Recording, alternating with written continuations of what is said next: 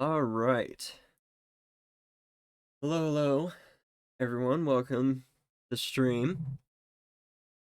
I am your caster for the stream, Jade Arrow, and with me I've got Key. How you doing, Key? Hey man, how are you doing? I'm doing well. Good. Can't wait for this to get started. Yeah. Looks like they just started. Let me. Oh, have they? They just posted the link. Started it. Just see if we're.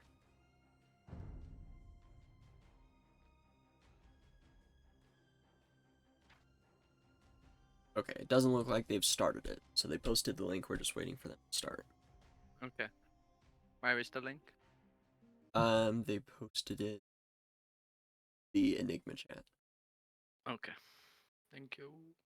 So, to introduce our teams that are playing, I know with the Twitch command players, it should pull up who is playing right now. But I'll just give a little run through. We've got Team 9 playing. And Team 9... Okay, Team 9 consists of Lefty Sexton, who is our 1000 player, and Wisenatic, who is sitting at just under 2k. So, that's our Team 9, and they are currently standing at 0-1. So they have one loss, no wins yet, looking to get their first win of the tournament. And they are playing against Team 3. Team 3 consists of Oladushek is just over 1800, and then our lower elo player is Finding a Cool Internet Name is Hard. He's also known as Sanjay. That's what I know him as, and I might refer to him as that because that's a long name, but it's understandably difficult. I get it, man. It's hard to be original and also have a cool sounding name. But yeah, so they are playing each other. Team 3 currently has 1 win, 0 losses.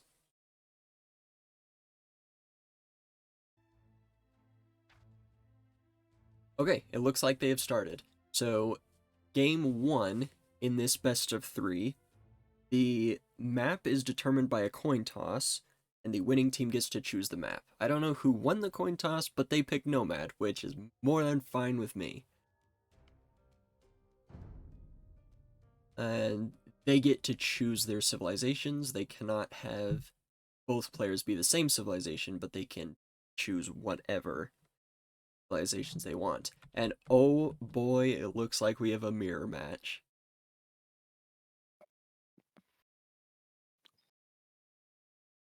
Alright, spec delay has ended. Yep.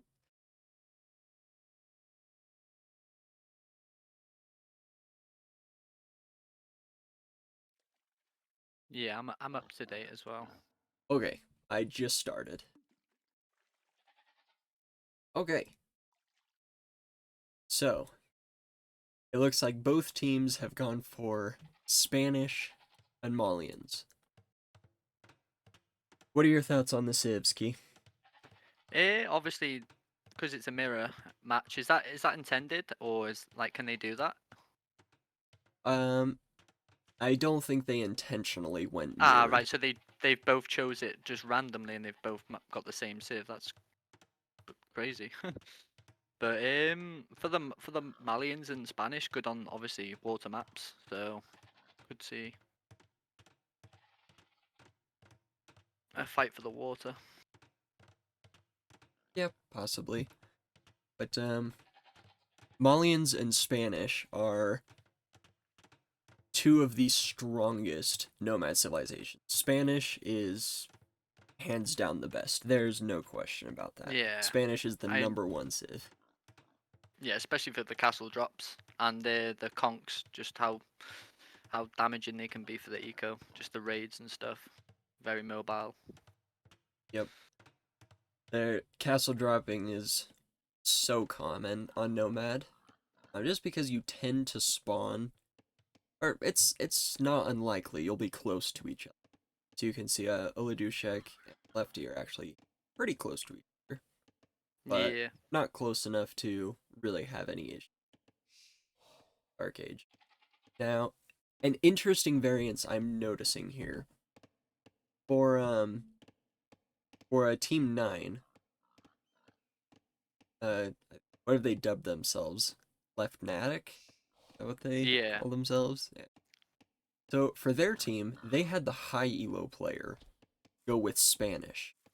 For the other team, for team 3, they had the low elo player Spanish. right. Hey guys, how you doing? Hello. We're Hello. we're casting We're right now, casting right so now. Oh, nice. Sorry.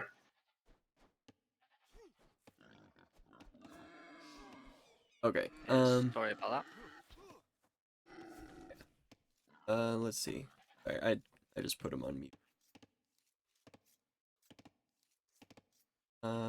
Let's see. So an important thing about the two things you have to look for at the start of Nomad is starting TC placements and dock placements. So Yeah. I'm gonna start with red. Oladushek has its TC against the wood line, and that is the base you want for your starting TC. You want your starting TC to be against a wood line, at least, every single time. Yeah. Kind of I what you always aim for that. Yeah, that's what you should aim for. What you should do on Nomad is find your closest wood line and drop your TC on it. If you happen to be near gold or stone, as he is, that's kind of an add. He doesn't know about the stone next, but he'll find it eventually. Yeah. But yeah, you want it at least on a wood line. And the reason for that is with your third villager, you build a dock and start making fishing ships. And that is your most consistent form of food income in Dark Age on Nomad. So you want your villagers gathering wood as fast as possible so you can be making fishing ships. Yeah. So if you look So at usually, sorry, go on. if you look at everyone's TC, they're all on a wood for that reason. Yeah, yeah. I noticed that most Nomad games, and usually the first few villages to wood, right, to get that first fishing ship out. Yeah. So there's a few different build orders for how you want to play it. But usually you send your villagers to wood until you get your first fishing ship. and then depending on how you want to play it, you'll adjust how many you have on, like, say, getting a boar, or getting deer, Yeah. and on wood. Ooh, that's the second time Oladushek's been housed. Well, you know, even know. high elo players struggle with the housing market. I know, it's nice to see though, it doesn't make me feel quite as bad. But yeah, a lot of scouting for Olad. He's using the veil up there to kind of, I don't know if he was going for like sheep or he was scouting with it. Yeah, it looks like he's just looking around trying to find extra boar Right. and also find a stone. He's probably trying to find a stone pile and either build a defensive castle or just build a castle at home and go. Betos is actually a very strong option. But he's just looking around, mainly trying to find the boar. And an interesting thing about Nomad is you'll notice that there's deer patches around, and a way you can find boar on Nomad is if you find a deer patch, there's always a boar close by. Right. So if you look at, That's good to know. say, the deer patch left of Red's base, there's a boar right below it. Ah, I see it. And he asked the deer patch that was lower and to the right of that to grab that other boar earlier. So, yeah. I guess there's not always a boar next to a deer patch, but there's either a boar or berries right Ooh, next to it. looks like Oladushek's going to be first up to feudal as well. Do you reckon we could see any aggression out of him early? No. He's typically with times this fast, you're gonna want to go for water. That's probably his plan. I wouldn't be surprised if he dropped a second dock here. Dark, yeah. That's what I'm looking for with the Vil going down the bottom map. Yeah, and you can see he's also scouting with a fishing ship to try and find Yeah. enemy docks and see where he should send his ships. Yeah, if we were going to see any land aggression, he would have dropped a barracks instead of the second dock. Yeah, it looks like Blue's got the same idea as well. Double dock.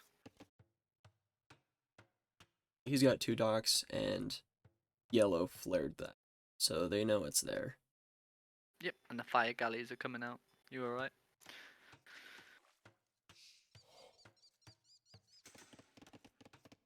So with like Nomad, right, the water, it's important in the start, but like let's say they lose the water now. I mean, is it still like important?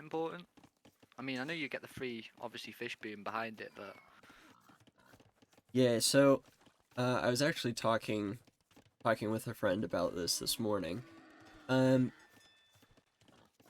You want to keep your fish alive as long as possible, and preferably go for the fish is your best strategy.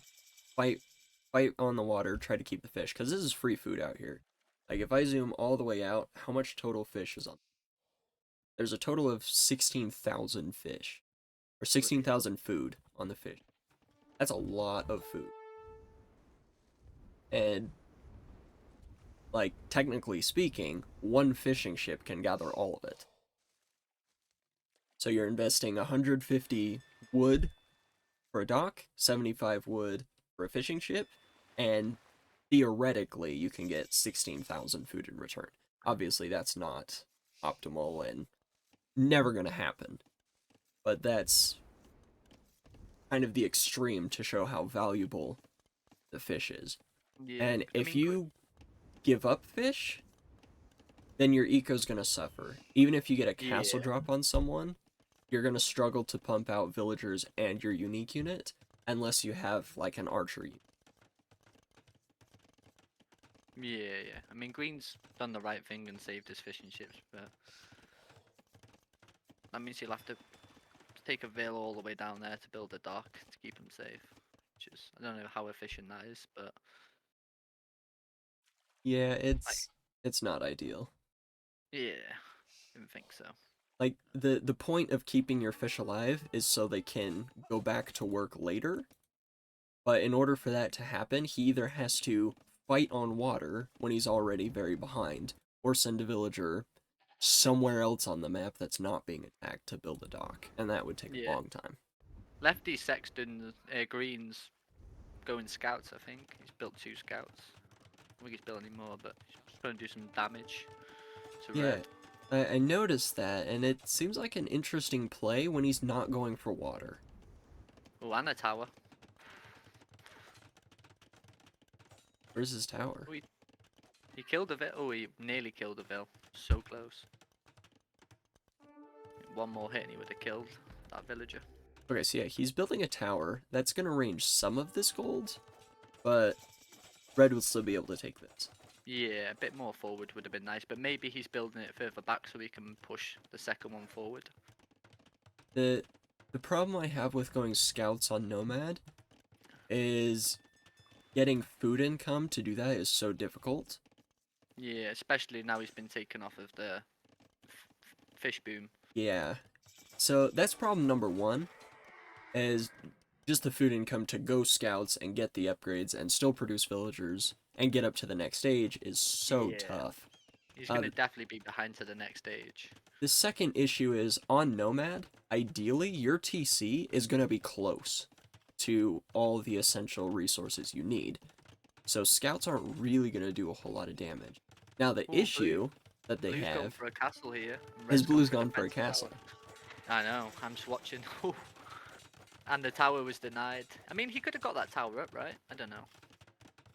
He probably could have, but in order to stop a castle, you kind of need 2 towers, because with just one, you can just force click and Yeah. force it up anyway, especially since these are Spanish builders, they build faster. But Oladushek's up to Castle Age. He's going with a couple camels. He And doesn't He's not even. Yeah, sorry. have the gold income anymore.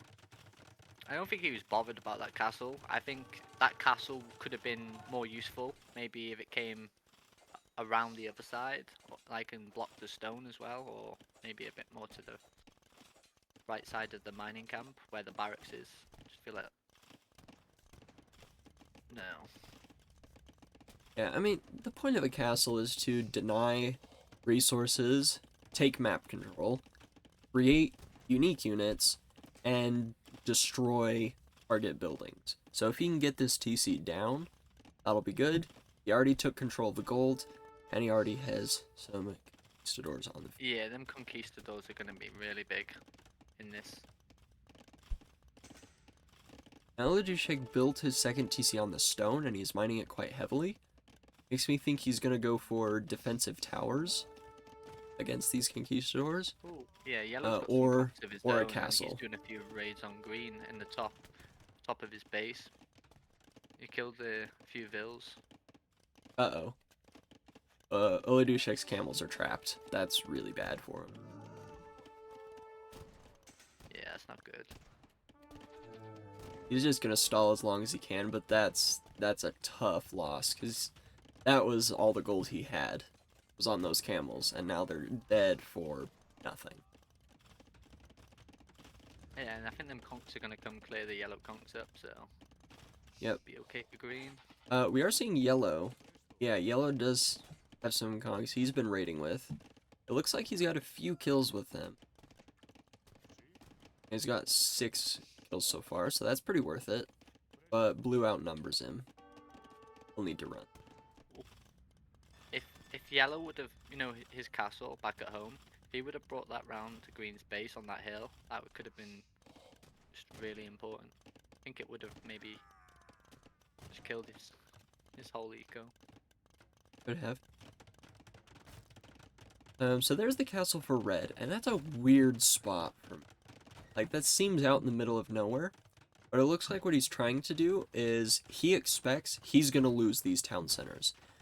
He saw the siege workshop. He knows blue is gonna go aggressive and try and take him out. So he's building this castle preemptively to cover his retreat to the south, and he's gonna rebuild down there. I mean, it's a smart thing to do. He's doing it, like, before it's happened, so he's already thinking ahead, which is good. I just don't really see a way out though for red and yellow right now, because just blue's got that many conks. He's just keeping. I mean, he can just go around and just take care of all this eco realistically, Well, slowly. if you look up by blue's base, it's a castle drop in. Oh, I can see it. And that'll take out this town center eventually. But blue's already expanding south with additional TCs. He's got monks in defense. He's So got he a second should castle be coming up okay. as well. That means more conks. I mean, how has he afforded all those conks anyway? Well, Is he buying the gold? Because he only has a few on food. he's kept his water alive. Oh yeah, the water, sorry. So red did send a fire ship over here to a lot of fishing ships, but he kept quite a few of his fishing ships alive. And with that, he's only putting down his 4th farm now, and he's had plenty on gold. For Yeah. this, so.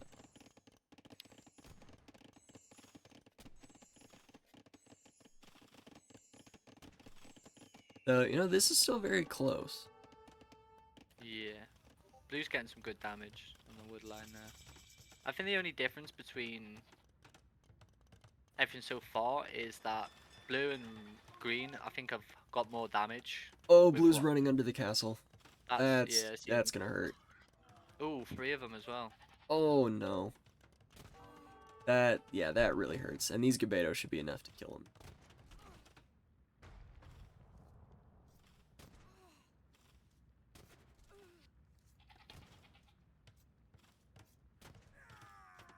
Well, green's going for a defensive castle in the spot I said.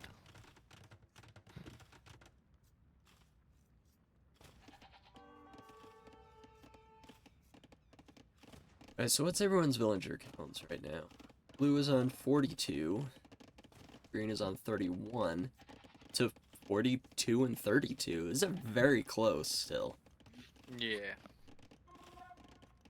The KD for blue's looking quite good. Well, but then again, when you combine the other team, it's about equal. About like an even playing field, kind of.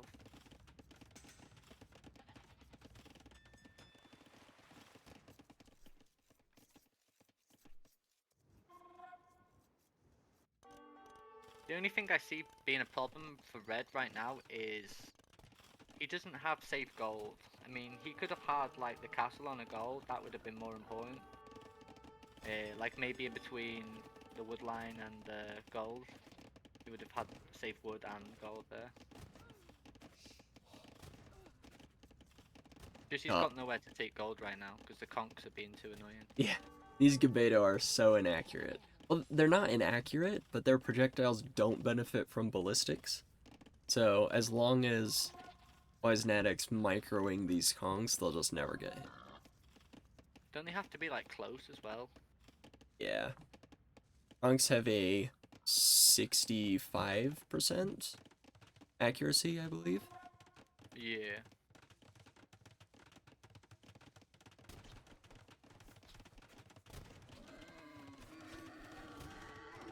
Yeah, these Gebeto just can't hit them. Oh, yellow's going for another castle drop. Okay, that is a great spot for that castle. That denies these resources, it will also destroy a town center. Yeah, there's nothing there to defend it. Apart from Loses nine- more villagers. yeah, 9 idle blue vills. They might stop it. Not sure what he's doing with those villagers. I mean, I think they've just finished taking a ball or something. But then again, he is attacking, doing a lot of microing with these conks. Yeah, and that's a downside to these Conquistador. They're so strong, one of the best Castle Age unique units, but they're so micro-intensive. Yeah, I think yellow and green are doing really well to keep the pressure on, and what they're doing is they keep kind of taking map control with these castles, taking care of the gold and stuff, and pushing the enemy back into a corner. I mean, if you look from where red's initially was in the middle, He's kind of moved all the way back to nearly the bottom corner of the island. I mean, once you get to once they get pushed into these corners, there's kind of nowhere for them to go, right? Yeah, for sure.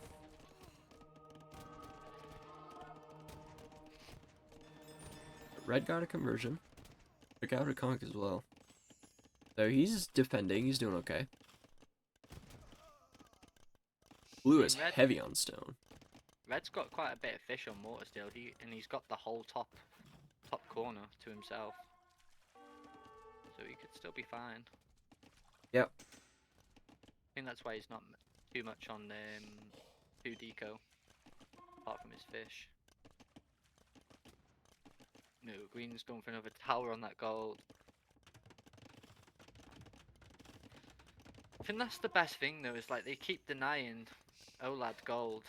But I mean, he has got gold on that TC, so he should be okay. Yeah, this was a great TC for him on both the gold and the stone. He also took out all of those conchs, so it looks like blue was distracted. Yeah, looking good now. Hopefully we can see the tables turn. Yeah, I mean, Team 9 still has the score lead by a fairly sizable amount, too. But positionally, man, it's still very close. Green's been able to boom up a bit. He's got the highest fill count so far. As well, those fishing ships green, he managed to save them the whole time. Really well played from green. Yeah, it looks like he made a whole lot of galleys to fight back.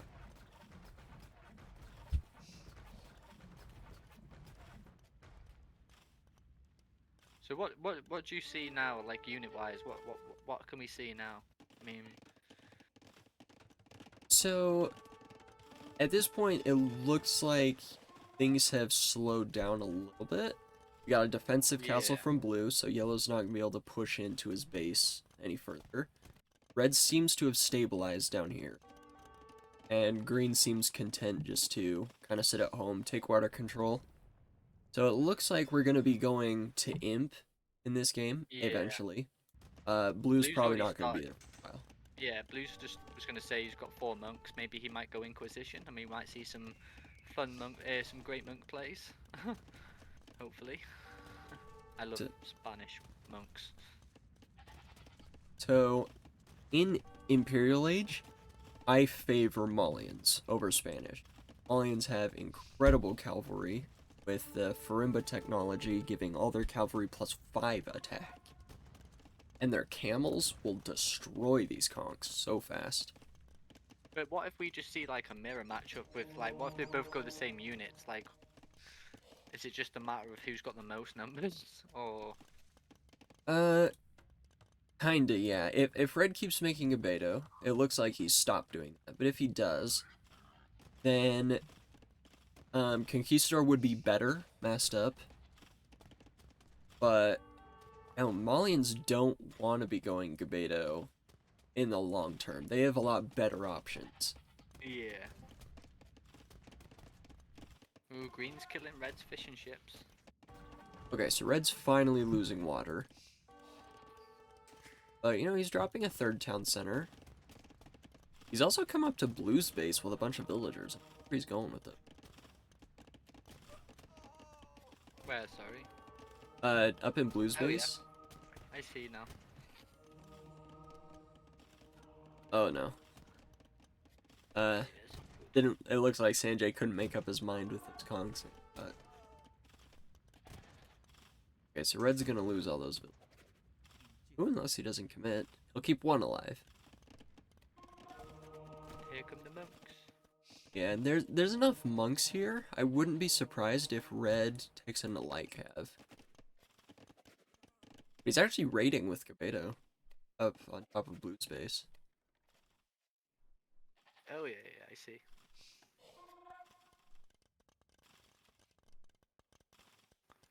Green is our first player to Imperial Age. So he'll I have think Yellow's done initiated. a really good job of keeping his eco safe, but I mean, I don't think he's done an awful lot with it, right? I mean, well, yes and no. I mean, somehow green is doing really well on villagers. I don't know how, but he's 75 on build now, which is like double the other. It's like basically he's got combined the other team's bills. Oh no. Yeah. Nearly. I'd say. I think he's just been able to constantly produce villagers. He's done quite well at that, and at home he really hasn't been attacked much. Aside from the initial conch raids, there hasn't been Yeah. a whole lot going on in his. I was quite surprised because he's been on TC for longer than most people. He only recently got that second one down over there, which is crazy how many builds he's got. Fair play. Yeah, so he's first to Imperial Age. He's getting bloodlines, getting armor. It looks like he's going cavalry. Oh, Red's taking a great fight in Blue's base, sniping monks, killing conchs. That's huge. Yeah, considering Green went for like towers and like we said, we talked about Green going into scouts earlier, and he's the first to win, and the guy with the best eco. It's crazy. Yeah, I'm really surprised. I'm quite shocked because he bought a lot of towers out, so I don't know where.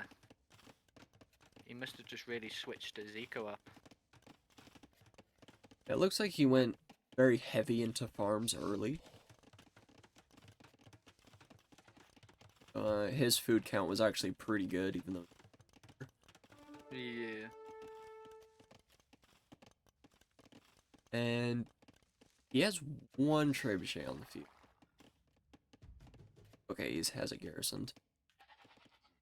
He could push out and take out these castles from Red in the south. That would be a big problem. But yeah, looking at the Vil counts, Red and Blue have just been beat up this game. But Sanjay's on 4 TCs. He's trying to boom up and get to Imp and try and fight. Yeah, Lefty. I mean, he is doing that. Look how fast he's caught up on villagers already. And now Oladushek's kind of caught up to Blue, so if anyone's gonna keep them in the game at the moment, I think Yellow and it'll be Yellow because the boom. He needs to get to Imp fast though. Is he on his way? He's not. It doesn't look like he has the food count for it. What he really needs to do is he can get gold mining, sure, but then delay all his other upgrades until he clicks in. Actually, palisade walling between Lefty. I think Blue was pinging Green to get out of the range of those castles, but I don't know if he is in range. It doesn't look like he.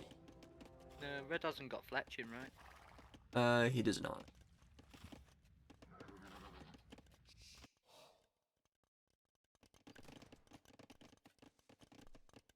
Oh, here comes the treb from Green. Could be the push, and he's got a bunch of knights waiting as well.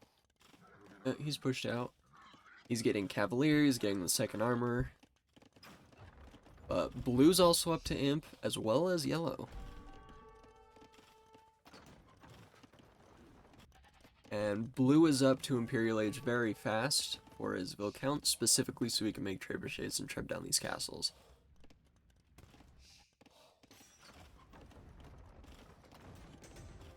Yeah, castle's gonna be down.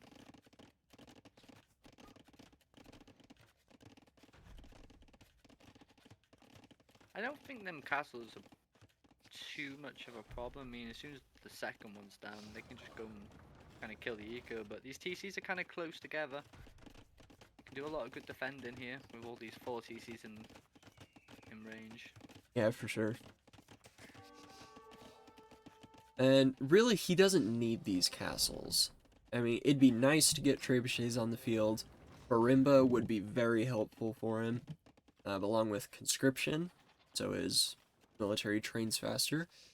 But Malians don't need their castles.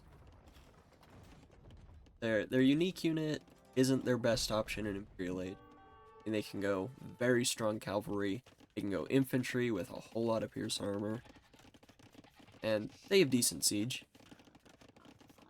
So, losing the castle is not the end of the world for Oladushek.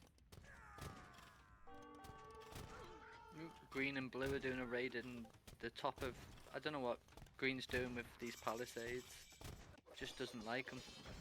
Yeah, I guess not. And also on the left of Sanjay's base, he's Oh, they're being going raided in. by Kongs. Yeah. There comes the imp for yellow, and he's about to get raided. But he's switching into archery rangers, so I'm not sure what units he wants to go from them. Yeah, I don't know. It looks like he wants to do skirmisher. For the conks, but he doesn't have that many conks. I don't Yeah, know. it's the Cavalier that's the main problem for him. Honestly, he should go Yeah. Paladin just to try and fight fire with fire here. I mean, he's got a whole lot of resources. He just needs to spend them.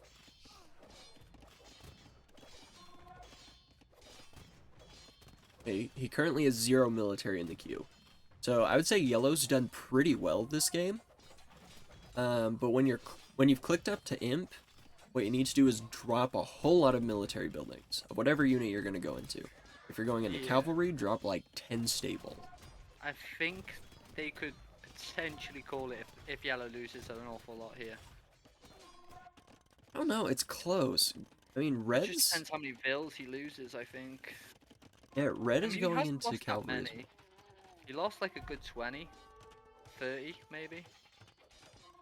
Yeah, but even so, the Olad. Vil count's even after that. Yeah, but Olad's booming up. Them castles have been really dire for him because Green's got a lot of units just sat there doing nothing, and it's allowed Olad to get the camels ready. So I think they could still be in this. Yeah, definitely. Them camels will clear up the conks and the cavalier, right? If he gets a good number.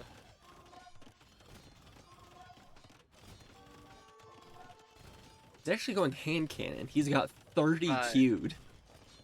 And he's 30 got hand some cannon. cavalry archers. I think the cavalry Let's archers say are with the excellent. misclick. Yeah, he is. He doesn't have upgrades for him.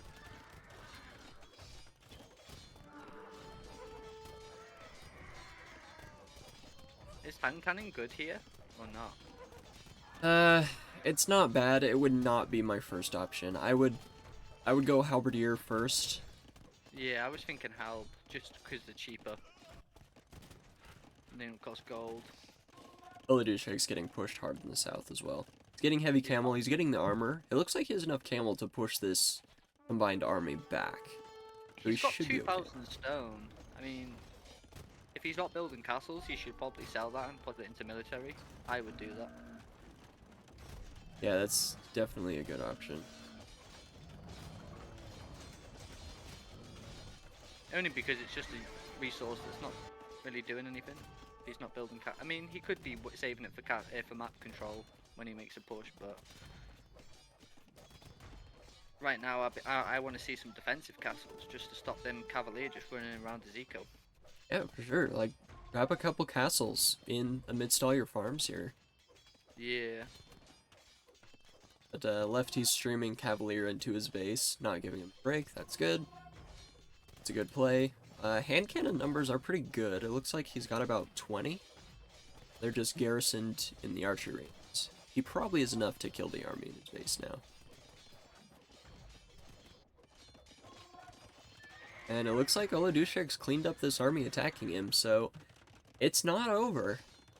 Now, Yeah, and score and difference? Red's coming to help yellow as well. Now he sent some camels up there. His score difference isn't too bad. Ooh, a lot of ills could die here, maybe. Nope. So red has full upgrades on these camel. He's just missing Farimba. Malians don't get the last attack upgrade. So after Farimba, they only have 3 more attack, as opposed to generic civilization with full blacksmith upgrades. But that's still a significant amount.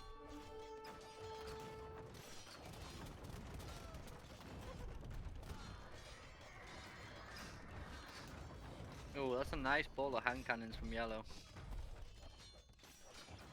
Still want him to spend this stone though. Castles would be nice just for the delay. He is doing well making villagers again, trying to get his villager count back up. Issue now is, he needs defensive castles, because he's just losing villagers. Conks are just running in. You should put a castle on that hill to defend the stone, the gold, and the wood right in the middle. That'd be a nice castle. on that hill. Well, against conks, if you put a castle in the middle of all of it, conks will be able to stand outside the range and still hit all of it.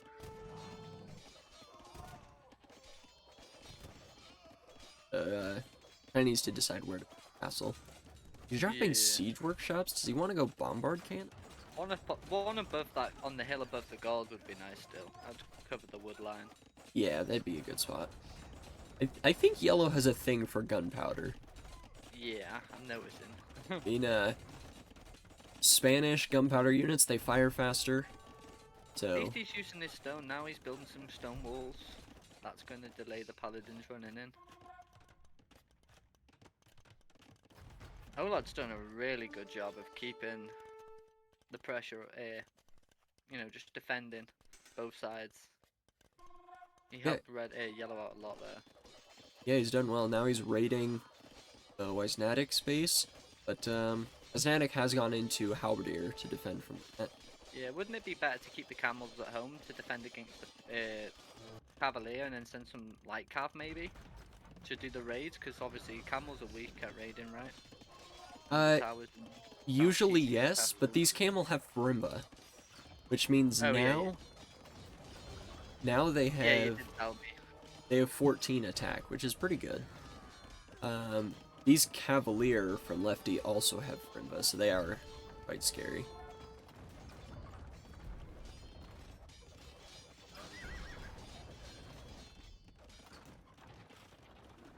But we did see blue research supremacy, so these villagers now are a whole lot stronger. They went from 40 health to 80, 3 attack to 9. So they're a lot stronger now and less able to be raided. Mixed in some of his own Cavalier. I think that's a good job to tank up some of the hits from the camels. And just to obviously protect the camels.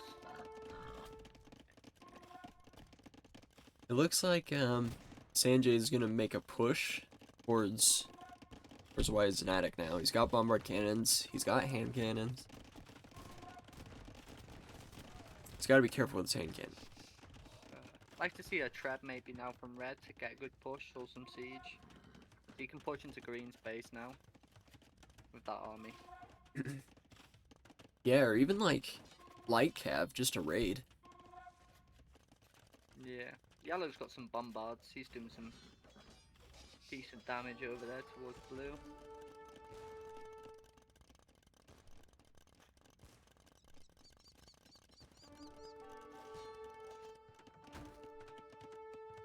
Looks like blue's making a push in red space though. He's gonna ram down these stone walls and get it. Yellow needs to be a bit more micro-active with these bombards. He's just lost one to a trap.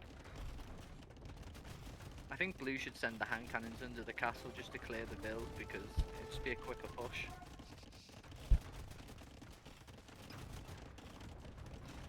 You know, just to shoot the vills while they're repairing.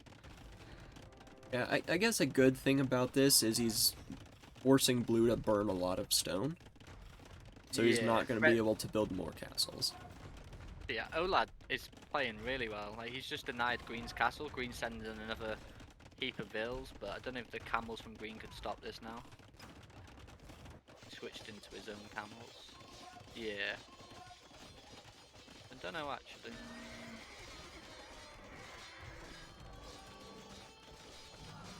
Yeah, this castle for green next to yellow space, it's going to go up and then go back down to the bombards. Bombards, yeah. Looks like blue's castle also went down finally. I think we're at like a stalemate here. This has been a really like back and forth and even game. Like either side like kind of keeping each other in the game. Like at one point yellow kept red in the game, then it was the other way around. Red kept yellow, and same for green and blue. Kind of like, I think this is what happens when you get a mirror match, right? Yeah. Yeah, for sure. Yellow's moving out with his army towards blue's base, and blue's teched into halberdier and monks. So, hand cannons are going to do quite well against that army.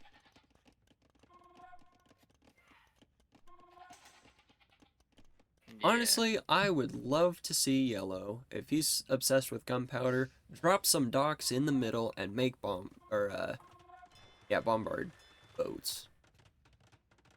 Cannon galleons. Cannon yeah. galleons, yes, thank you.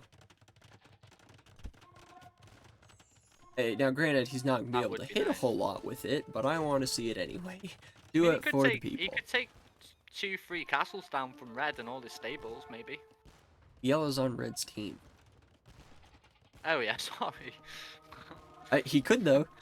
Cannon galleons can attack ground now, so he could.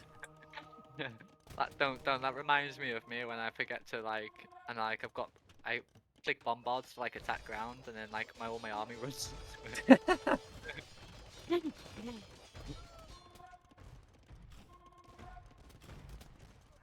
Red's now teched into Elite Gebeto, along with his light cav. So these Good light, for raids. even though Mullions don't get Hussar, they do have the best light cav in the game.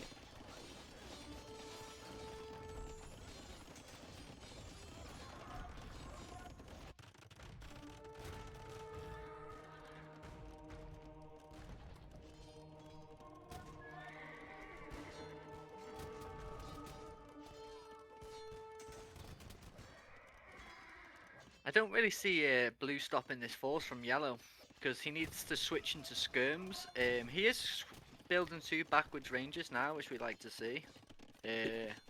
I think it might be a bit. He's left it a bit too late though. Yeah, he's taking on to skirms now. He tried to go monks with block printing to convert these bombard cannons from far away. But, Sanjay's been doing well to prevent them from being converted. He's only had 1 or 2 being converted so far. Yeah, it's not too much of a loss. Red's got some builds there to help repair as well, I think. Or he's building. No, he's going to build more mining camps. So we've got red pushing into green space and yellow is pushing into blue space. So they've finally taken the score lead. Team 3 for the first time this game has the score lead.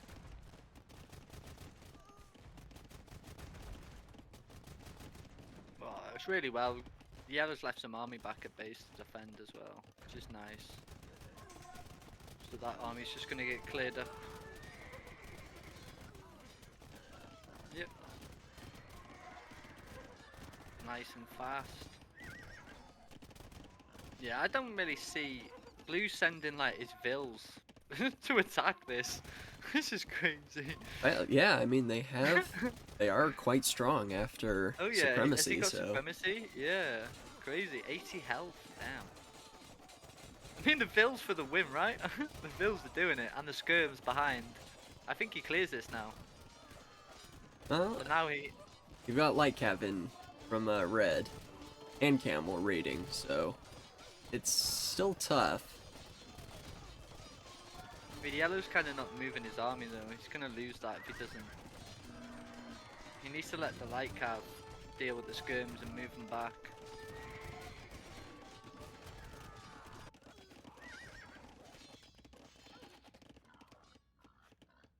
I mean, the light cav came in clutch at the right time. Yeah, They literally definitely. just- yeah. It looks like now blues. He's run out of steam. He's not really able to defend from this. His gold count is dropping. He doesn't have any wood. I know they played it perfectly though. I mean, the hang cannons for the halbs, and then they knew they were probably going to switch into skirms. While red clearly did, because he had the light cav waiting. Very well played. And now yellow's finally deciding to use that stone, which I've been waiting for, and it's GG. Yeah, GG's called. Played. I really enjoyed that game. That was a good one. You don't get a lot of Nomad games that are that good. Yeah. I've never seen a Nomad game where either side, I've just never seen one that back and forth. It's such a good matchup, obviously because of the mirror civs, but I mean they played it well. Yeah, and it's Considering yellow and red were behind for quite a bit because of green, because green was doing a lot of good early damage, and blue's conks as well. What was the villager score at the end? I think that could be a part. I don't know if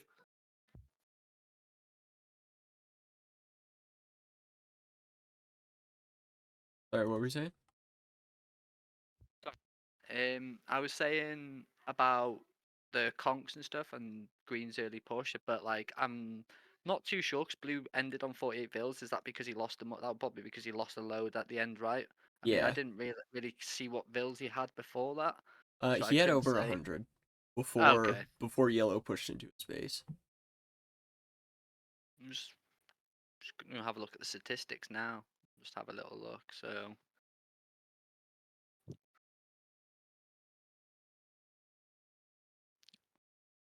yeah, green did a lot of good damage with the buildings, and Olad somehow. I think Olad saved it at the end with them switches to camels and to light cav, as well as yellow hand cannoneers.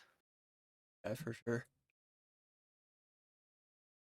Yeah, so blue actually had the highest fills in the game at 1.142, which is really good. So they both had the so green and blue did have the villager lead. I think they just didn't have the right units right and the right switch and stuff at the right times. Well, I think they had good units. They had the army comp they wanted. I think green pushed into yellow and did a lot of damage. And I think they couldn't decide whether to coordinate on yellow and kill him or to attack red. Yeah, And like mixed decisions between yeah. I think that indecision led to both red and yellow building up and being able to push. So I think if Team 9 were able to just coordinate their attacks better and decide who they wanted to take out, this would have been a lot closer in the end game. But they really had control and coordinated well early on. Green going scouts was questionable until you saw he was getting map control for blue to come in and drop a castle. Yeah. But it was actually really close.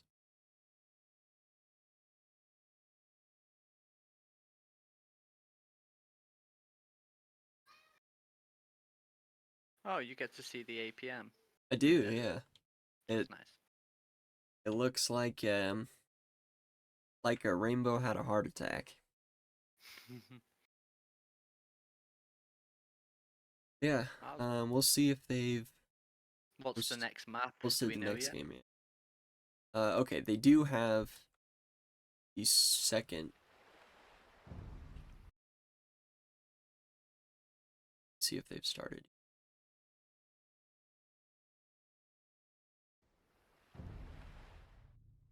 I don't think they've started the second one yet. No, Okay. they haven't. I'm just gonna go for a quick toilet break and then I'll be right back. Okay.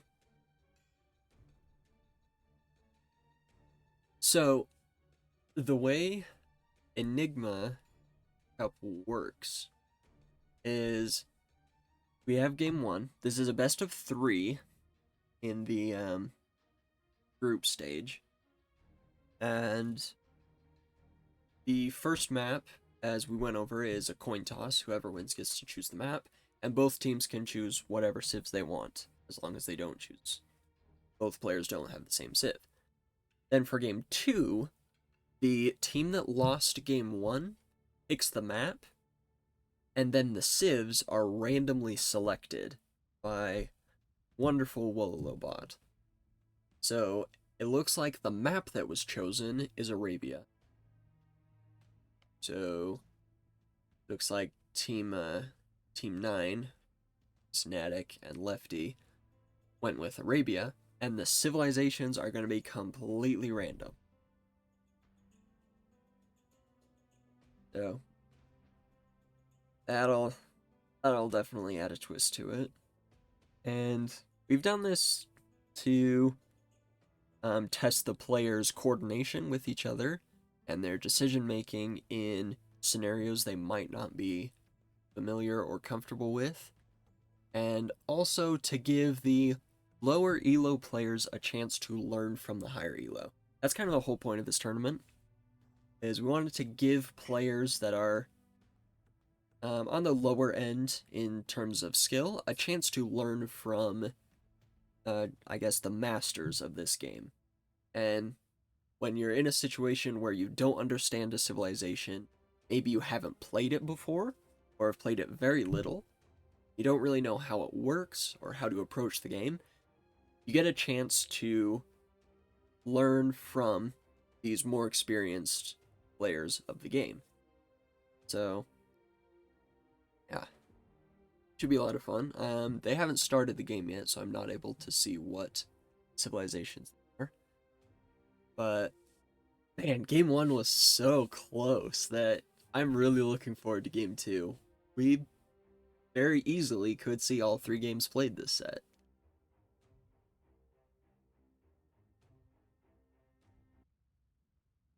Yeah, we're just kind of waiting.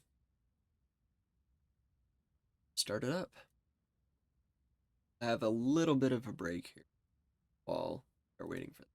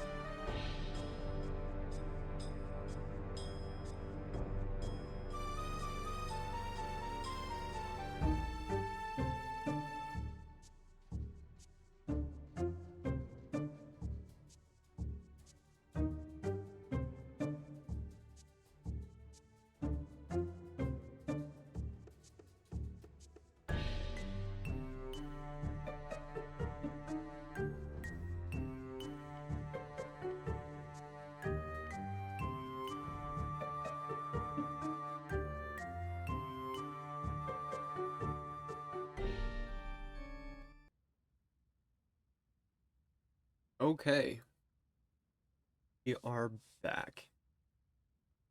Looks like they have started Game 2.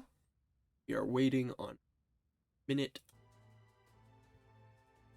Hello, I'm back. Wonderful. Is it just started? Yep, they just started. We have a minute delay. Okay, no worries. So, the map selected by the LEFTNATIC team, right? Yeah, LEFTNATIC chose the map, is Arabia. And the civs randomly generated for Team 9, Wisenatic has Bohemians, and Lefty has Vietnamese. And for the other team, 3, we've got Gurjaras for Sanjay and Khmer Oladushek.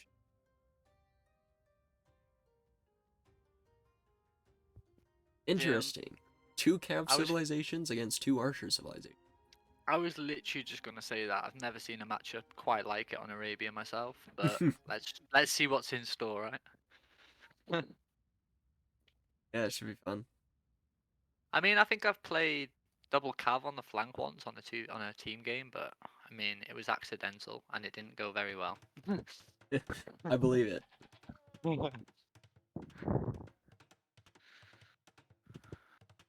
Alright, so we're just gonna see a standard start, right? Just till it's about feudal, and then we might see some pressure. Yeah, we could. Also with Vietnamese on the fields. Vietnamese team bonus, as you know where the enemy TCs are. So if we go over to Lefty's POV, see, he knows where the TCs are, and that opens up a potential to go forward and lame. Yeah, you're alright there. It doesn't look like either player is going for that strategy. They're keeping scouts at home.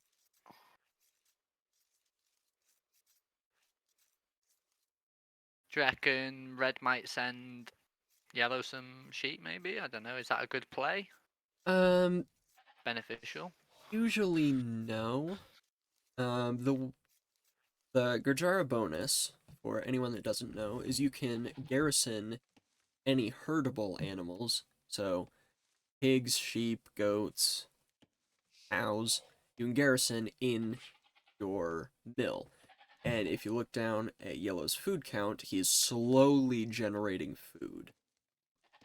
Kind of how it works is 8 sheep are about an equivalent of 1 food relic, so it's not fast at all. Right. But, over the course of the whole game, it could add up to paying for itself, or the amount of goats that you put in that. Personally, I'm not a fan of the bonus. It used to be very strong, but then it got nerfed quite heavily, so it's not nearly as good anymore. And I don't like it. I don't really think it's mean, much of a bonus. On a map like Mega Random, and you get like the extra deer and sheep, like and you get like the triple patches and stuff. Like I think it'd be good on that map. Oh Well, yeah, more for sure. viable anyway. Yeah, Gurjaras is a great pick on Mega Random or on a map like Outcrop, where there's extra sheep, or even like Oasis. If there's extra sheep on the map than we would get, they're not a bad pick. Yeah. But I personally I don't find it very much of a bonus. I would much rather have a civilization, Britons, where they can get the food from those herdables faster. Yeah. Or even Tatars, where they can get an additional 50% of food from those herdables. But Sanjay with the perfect elephant lure there. yeah, he got a very nice lure. See, so to answer your question, it's really not worth it to send sheep your ally. It really Yeah. doesn't speed up the food income very much. You'd barely notice it, and that those sheep can be far better used for your ally. So you may as well just keep them at home and just eat them yourself. Strategy-wise, we do see 2 villagers on wood for Oladushek and 1 villager on gold. This is a unique build where he's going to go up to Feudal Age very quick. You can see he's up on 18 pop. Normally that's something that only a couple of civilizations can do. Malians can do it, Lithuanians can do it if you're really good with it, and Khmer can do it because Khmer have a civilization bonus where they don't need the required buildings to go up. So what he's done is he's gone up really fast, and I imagine we'll see scouts from him, although he's on gold, it could be archers as well. Yeah, I was thinking maybe archers into knights. Maybe fast castle up behind it. I don't know. He doesn't have the build to go fast castle. He would need to go up on like 21 up with Khmer to do a fast castle. Okay. I was only thinking because he had so much food behind, like left over, because he pushed in all his deer. Hey, Mad Bun. Yes, hello, it is me. Hi. Here with Key. We're having a great time with this set. But it does look like our higher elo players are matched up against each other on top. Lower elo is on the bottom. Yeah, two ranges. In a nice spot. Ooh, this is a really tight build. Check. He's definitely practiced this. I like the way he placed his ranges. I mean, personally, I would never usually put a gap, but how fast he placed them down because of like they didn't have to like stop and stuff. It was really well done. Yeah. I like the way he did that. And he's got his scout looking for blue now, so see a nice early archer rush. Lefty's going scouts. Looks like Wisenatic is also going double range. But I think red's gonna have the archers out earlier, so he might have to switch into blue might have to switch into skirms because obviously the numbers from red might be more, and the blacksmith as well. Yeah, red's also going for a Fletching. blacksmith. This is a super tight build. This Normally, looks like an all-in kind of. yeah, He's done one lumber camp as well. yeah. Normally the double range blacksmith build, you go up on like 20 or 21 villagers. Yeah. But he went up on 7. Kind of reminds me a bit. I know it's not the same build, but it kind of reminds me of the Tatty Rush. You know, the kind of like the all-in archers. Yeah, the forward 3 ranges all in. Yeah. Yeah. But instead of 3, he's gone for the blacksmith. So I mean that fletching. So and he has got fletching now as well already. So this could be devastating for blue. Yeah. Well, while this is very aggressive, he has built now his buildings in a makeshift wall, and is playing this more defensive, where he knows he's got the initiative. He's going forward with his army to try and get some damage in. He's denying the blacksmith for now, and could be able to find a couple picks on these archers where he has fletching. But he's also understanding I'm probably not going to kill this guy in Feudal Age. This is going to go longer. I'm going to want to be a little more defensive. Yeah, blue was doing the better micro there.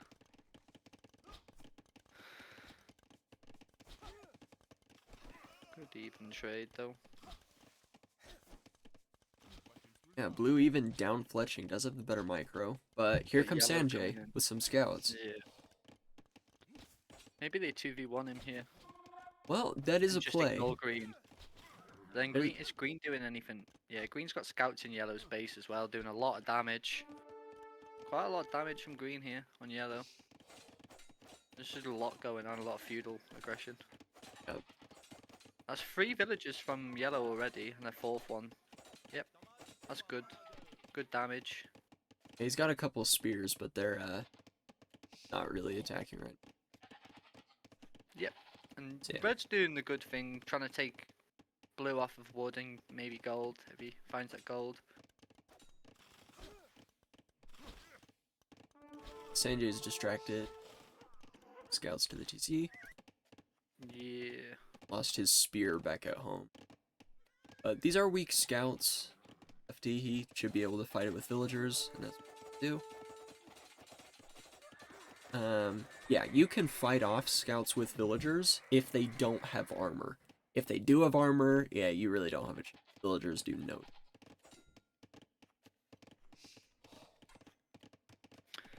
Red coming for green now. Switch to focus, but green's got quite a good wall up to the TC there. Yeah, he really does. But red just snuck the vills round.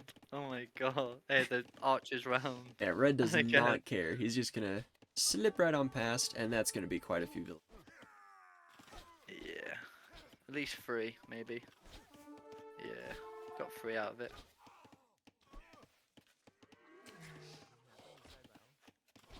Got 3 out. He's gonna do a lot of damage to scouts. But now blue is moving across the map with his archers. Yeah, and red's not full walled, which I think is a bad mistake for him because I mean, yeah, I would have liked the wall maybe just up to the top of the map. He could have kept blue from going in, so you know, like just up, and then he could have kept the front open. But Yeah, I don't know. I mean, this is a very tight build, but he has banked up the wood. He could, have walled that. It just seems like a He decision could lose not a to. lot of vills here on the barriers. He could, but 9. blue did walk past that house.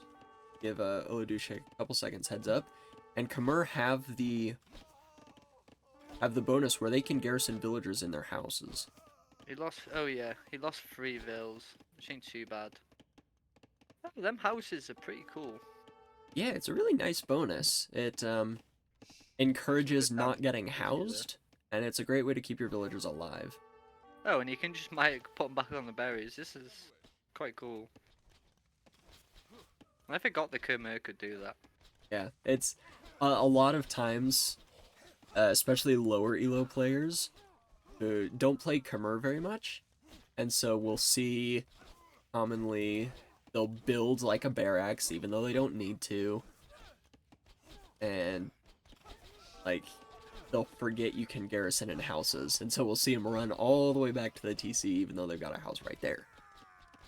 I was gonna say, blue did a really good job of killing red's army with a micro there. Yeah, he's doing quite well.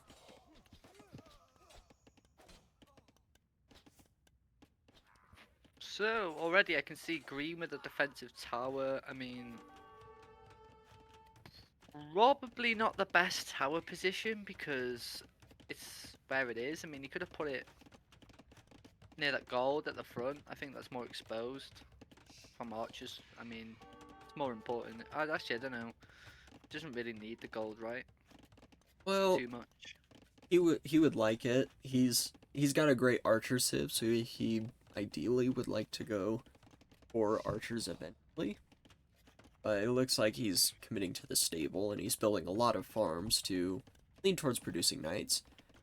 He put down a blacksmith and a market, even though he didn't need the market to go up. He already had the stable. And I just forgot. But he does not have the resources to go up to Castle Age. Whereas Sanjay is already on the way. Red's going into skirms. I don't know if he's just building a few defensive ones. He's got a good few. Yeah, Red's teched into skirmishers just to defend from these archers. We'll probably see him drop a tower as well. I think it's just because he can't micro against blue. Blue's got the better micro. Yeah, he definitely seems to. And usually in a team game, I say never make skirms before Castle Age. There's no reason to. In a 2v2, it's a little bit different. Yeah. 2v2s can, especially on these open maps, play out as 2 1v1s. Yeah. And in that situation, a couple skirmishers isn't bad. I think Wisenatic though has defended the initial attack well, and he's high up on. He's got the most fills at the moment. With Lefty Sexton second, so they're in the Vill lead at the moment. So that means I think they've defended well, Yeah. kept their ecos kind of going as well at the same time. But there's a gap here for blue at the front of this tree line. I wish red didn't show him it just yet, but Yeah. I mean, these 3 skirmishers aren't going to get anything any done to these value, villains. yeah. So, probably should have waited to reveal that, but Especially because they don't do any damage. yeah. You would think though, like a javelin would do more than an arrow, but you know. You know, you would think so, but Age of Empires logic doesn't always follow real life law. I know, right? So Blue's actually made it to Castle Age, and that's very bad for Red. Red hasn't even clicked up yet. He dropped a tower on his gold, and now there's a scary power spike in Castle Age for the Archer player. Archer player gets up, you can see Bodkin Arrow giving extra range and attack, Crossbow giving additional health and attack, Yeah. and suddenly these crossbow are very scary. Sharamsha riders can be very scary as well. Because he can do a good bit of damage, but I just don't think he's finding the value.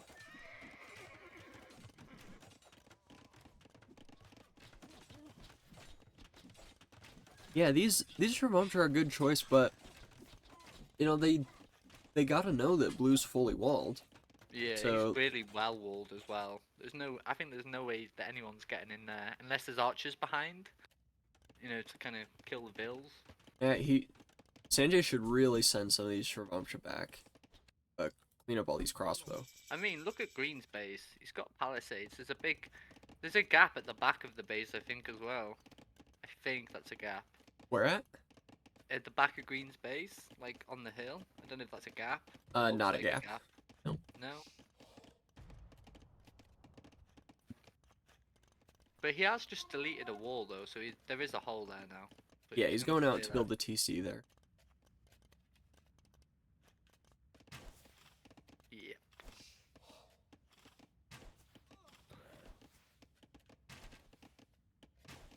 So, an interesting thing with Bohemians, for Wisenatic here. Bohemians have the bonus where they can get chemistry in Castle Age. They're the only civilization able to do that. Every other civilization has to wait till Imperial Age. And chemistry has 2 effects. It unlocks gunpowder units, that is their primary effect.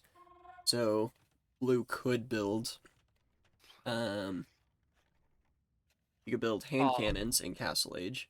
Yeah. I thought Blue was gonna find Red's market in Lumber Camp then. But the second effect is that chemistry gives archer units +1 attack. So, fully upgraded in Castle Age, 8 attack on these crossbow, that is actually very scary. And he's also getting ballistics.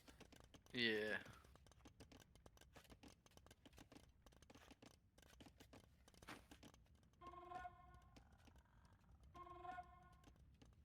So, Sanjay's got these Shrevamsha Rider around.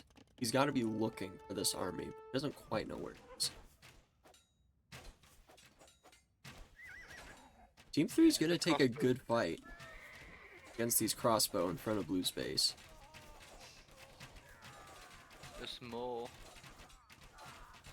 Going for the raids.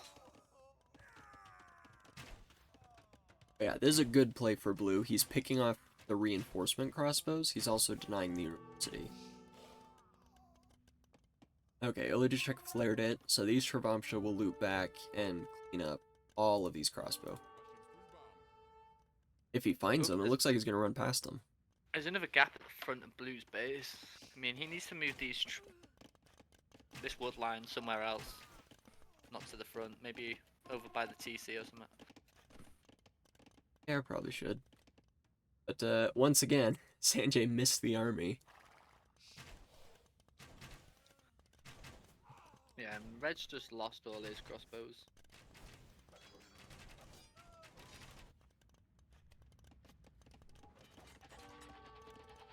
Yeah, I'm trying to think.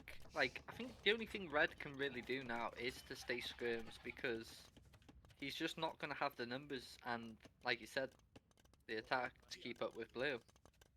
Well, yes. The issue is if he goes skirmishers, knights will kill both of their armies. Sanjay started to mix in camel now. Yeah, green is going full knights. Yeah. And, man, already there's a 30 villager difference between the teams. Didn't notice that, but red only has 34 villagers. Yeah, I did say he was quite behind before. Blue's just done a lot of damage to him. That was a bad fight for blue and for red and yellow then. Yeah, red and Sure yellow options. lost the fight, and honestly, it's looking really bad. We could see a GG called soon. They just Yeah. don't have the army to keep up. Red knows he's behind economically. He's stayed on 1 TC. Yeah, I'm kind of feeling that as well. And it's like, I think the biggest thing is blue's kind of kept red off of wood, if you've noticed. Like, I don't think red's had the best positions of lumber camps. Like, one right at the front of his base there towards blue. He's got one at the side, but it's a very small one. I mean, if he would have walled up the back of his base, he could have used that big lumber camp very defensively. But, yeah. Or he could even sent a sneaky one in the corner, which he has done with the market, but Yeah. he could have done that just to save more wood.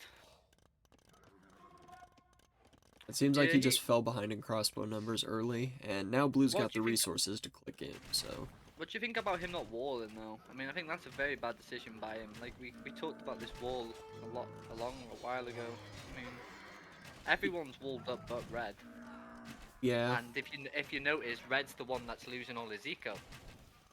So Well, with his build, it's a very initiative-heavy build.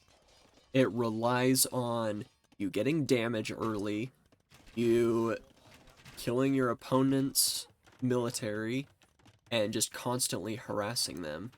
And so, Yeah.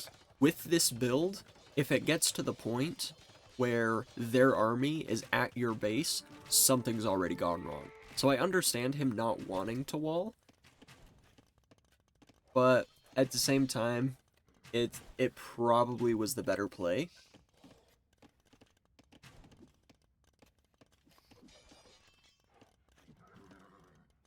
Blue is up to Imp now. He's got 35 crossbow on the field.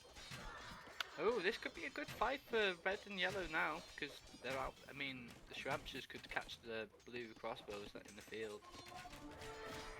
Hopefully. Yeah, it's gonna be a good fight. I Yep, just they think... found them. They found them. But I don't think he's gonna make the right play here, because Green's Knights are rotating back in.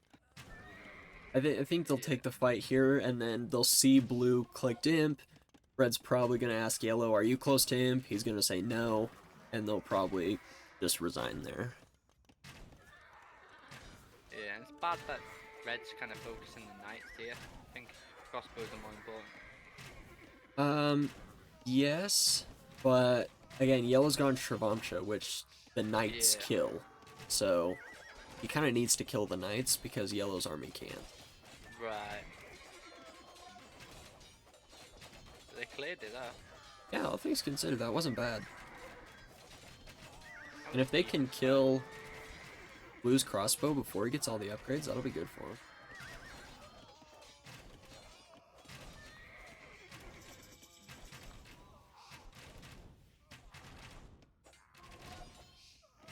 Blue's an Imperial Age Bracer coming in, so that'll be one more range, one more attack.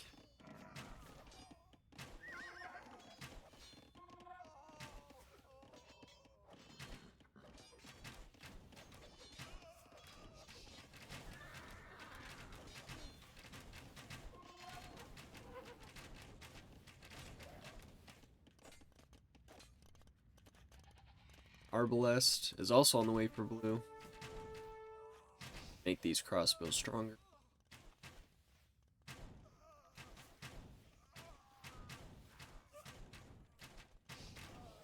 And red's lost his whole army.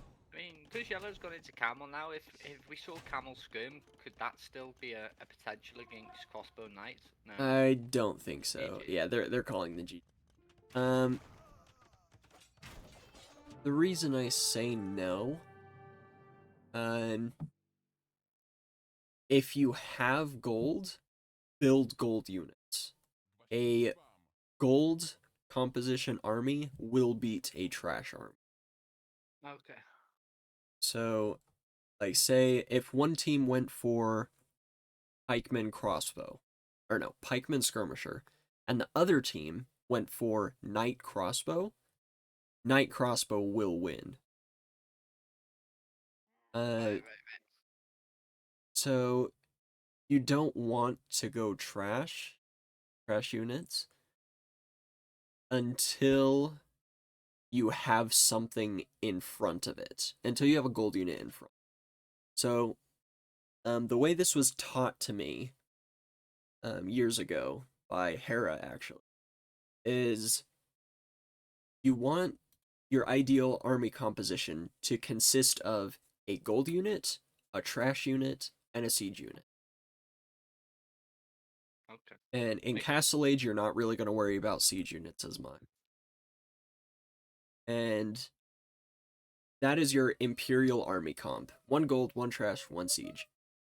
And so in a 1v1, that could consist of Hussar, Arbalest, and Trebuchets. That could be your army composition. That doesn't work until you've got to the point where gold's running out. Because if you have an endless amount of gold and you can just create Arbalest all day, then a full army of Arbalest will destroy Hussar Arbalest. So, Yeah. in Castle Age, make gold units if you can. If it gets to the point where you can't, because you can't take gold, the game's probably over. It's quite a dominant performance, if I must say so. Yeah, it's very good game. I really loved this Khmer build from Oladushek. It's something you don't see at lower levels because of how tight of a build it is. So it was really nice to see that, and I think Wisenatic defended quite well from it.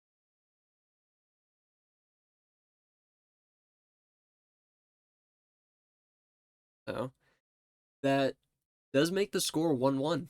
So we are going to a game 3. Yeah. The tiebreaker. Usually more intense when it goes to the tie.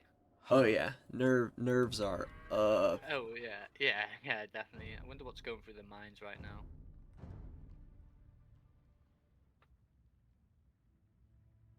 It's usually frustrating, you know, when you win the first set, like the first one, and then you lose the second. I usually find that frustrating just myself because of like you feel like you have it. You know, you feel like it's the win's so close, and then you kind of go back. You know, that's Yeah, the way it started, and it's kind of like damn. yeah, and well, with the way Enigma Cup is set up, it there is a heavy element of randomness to it, especially in game 3. So Yeah. it wouldn't be uncommon for one team to win the first game, and then they essentially go to the other team's home map, and then go to game 3 where everything's random.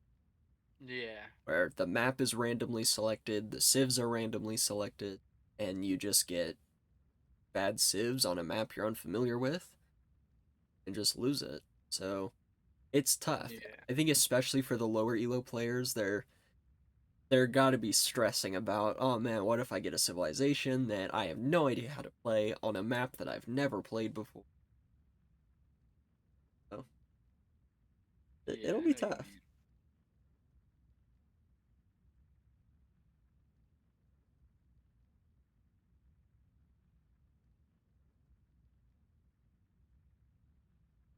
Um, yeah, I think we're gonna take a small break here while they're setting up. Grab some water, stretch out, and How long's a short break? Like five, uh, 10? like maybe 5 minutes, just while they're Oh, setting up. I might as well stay here then. All right, yep. Just I'll just mute and play some music. Yeah, no worries.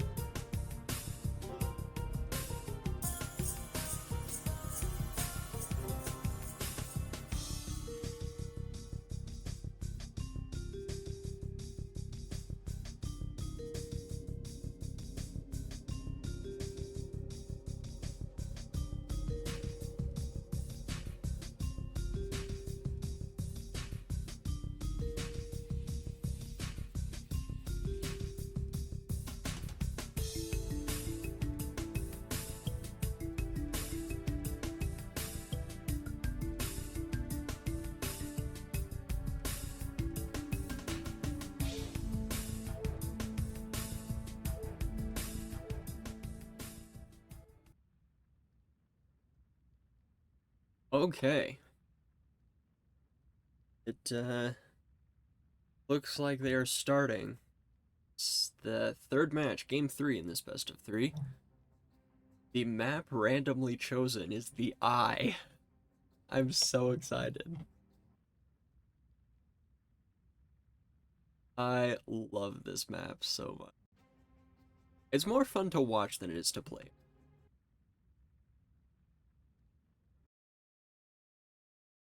But, yeah. This is... Oh my. I did not realize 2v2 started like this. Oh, damn. Oh boy. So, okay. Let's just talk about this for a second. This is the Eye. For anyone that has not played this, I wouldn't blame you. This is one of the special maps in the game.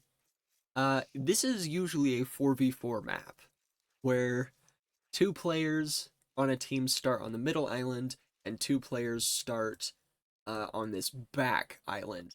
But apparently in a 2v2, that's not how it works. So, yeah, this'll be fun. The civs were also randomly chosen. Wisenatic got Japanese, Lefty got Teutons, Sanjay got Portuguese, and Oladushek again randomed into Khmer. That's funny. I wonder if he'll do the same strat. I would love to see him do it.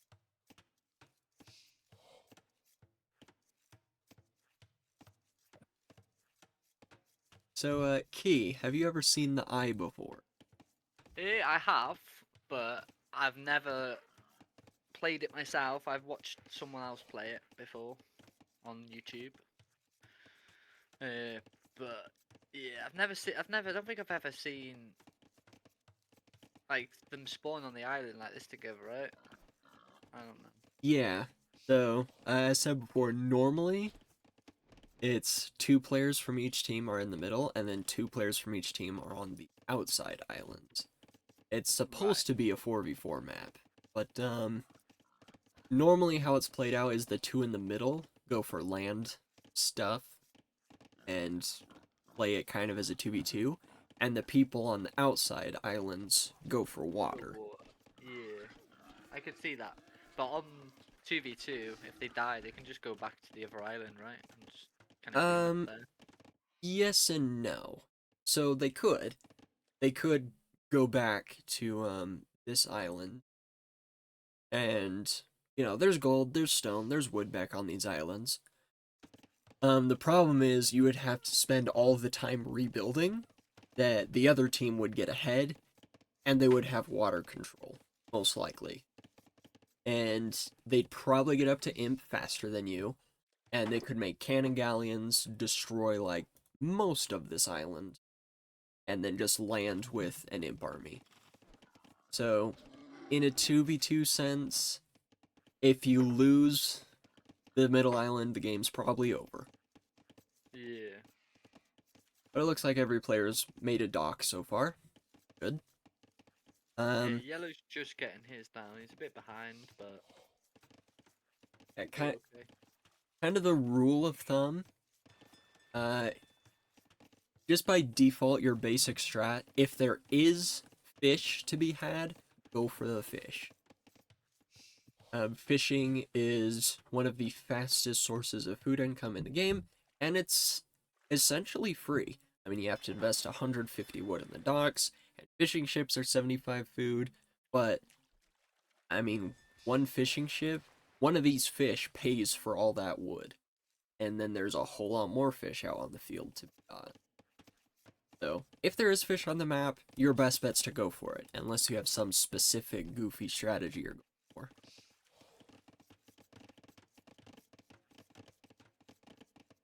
But, the score is 1-1, so this is the final game. Whoever wins this wins the set, and if, Team 3 were to win this, that's Oladushek and Sanjay, this would be their second win.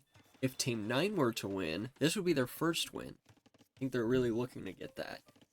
and I think they have great civs to do it. Japanese are amazing on a map with food. Their fishing ships work faster, and they're also a lot Oh, stronger.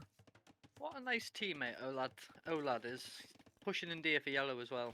Now he's obviously lured all his own. Well, he left one, but he pretty much got them all. Yeah, that's a good play. But Lefty got Teutons. Teutons are one of the strongest tower rushing civs. I wonder if he'll try to do that. He's up a little late for that, so I don't think he will. Yeah, he's not in stone either. I mean, I know he likes his tower rushes because we've seen him do it on the first game. Yeah. But yeah, I don't see any stone. Kind of looks like a stand. I don't know what type of build this is because he's only just built his mill. Maybe he's just forgot he needed that to go to feudal. No, He he has the doesn't. dock. Yeah. He does. So, Yeah, he has the dock. I don't know then. On a map, on a water map or a hybrid map, you don't build a mill until you're like halfway through feudal age. You have your lumber camp and your dock count as the two required buildings. Yeah. So you don't build a mill. That's wood Yeah, that you could spend on ships that you're using to gather food you don't need. Yeah, I know what you mean. I don't know why he built the mill, but I don't think Lefty's very familiar with water builds. He's gone for a mill and also built a barracks, so he's gonna be behind on resource gathering, either wood, food, or gold. Oh, Doesn't let's look go like he's going scouts. for gold, so. Double staple scouts. This could be bad for green. It could, yeah. This is, again, a very aggressive Khmer Very build. aggressive.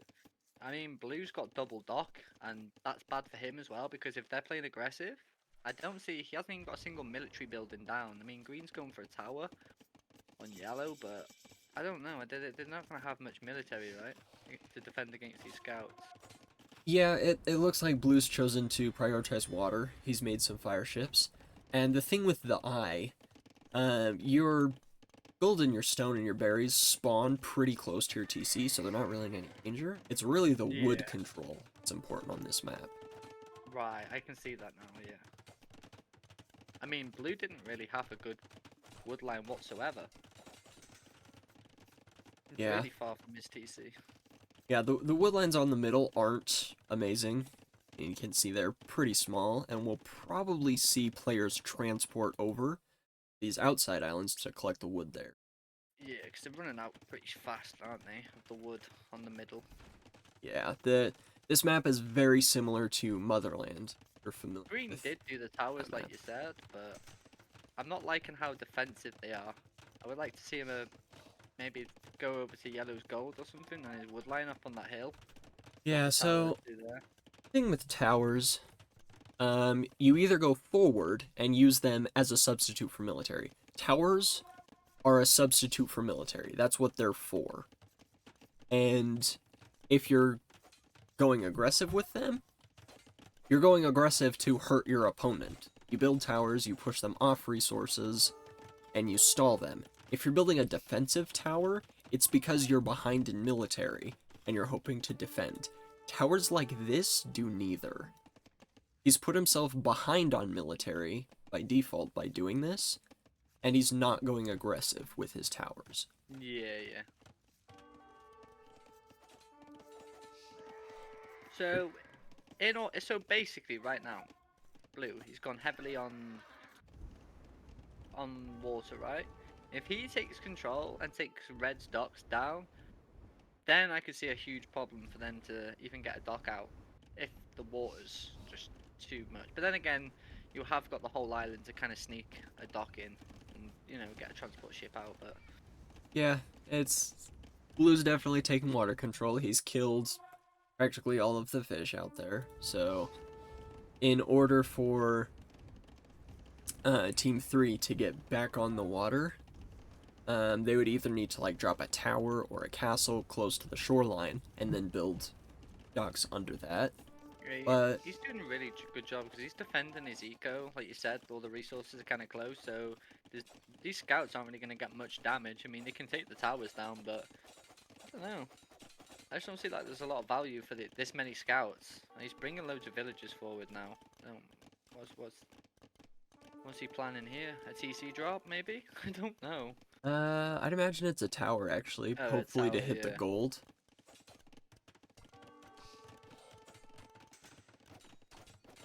Green going for a defensive tower of his own, but it ain't gonna be fast enough. No, I don't think so. If he had all his villagers build it, he might be able to force it up with the amount of villagers he has here. But, Yeah, yeah, it looks like he's going.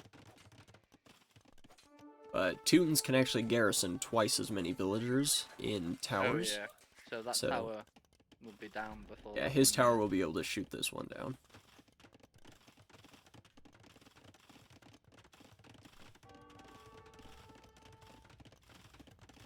Look how many arrows come out of it. It's crazy. Yeah, it's quite a lot. Yeah. It's like double the amount. Almost. So thoughts then. Right now, personally, what I can see happening is red and yellow need to kind of move to the island behind them soon as possible, really, because they're losing this pit. I mean, they're not losing it, should I say, but I feel like the longer it goes on, they are, because them scouts aren't doing anything. He's going to be delayed to castle. Blue's only had to build a few spearmen. He's got a good boom on water, like a good amount of fishing ships. I just see them getting up to castle and just being a nuisance. Yeah, so Blue's got plenty of resources to go to Castle Age. He's just missing his last building, which is his market that he's forcing up right now. Yeah. So he's going to be up to Castle. He'll be able to upgrade his ships, and they'll just be too strong for Yellow to fight. Yeah. And that's the benefit of going for early water aggression. Is he's had his fish all this time, and he's been able to get so much food from it. And he's up to Castle.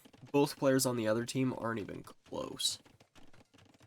Would have been nice for Yellow to go a bit earlier on water, but he's still clearing up the ships. But like you said, it's probably too late. He isn't even. Them ships aren't even doing anything right now. Oh, now they are. Yeah, I mean, Portuguese are a great civ to fight on water. All their units cost 20% less gold.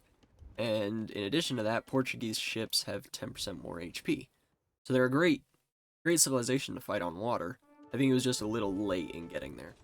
So what do you think about these scouts? Do you think they was like a good idea? Because I don't see what damage they can do here. I think the idea was fine, but it was an overinvestment. Yeah, I think he built way too many. I think he should have done like 4 and seen that there was not much damage to be get. And I think he should have just played annoying with like 4. But then again, he's a lot better reload than me, so. Yeah, maybe 5 scouts. I may have done 6 scouts. I would not have done a double stable.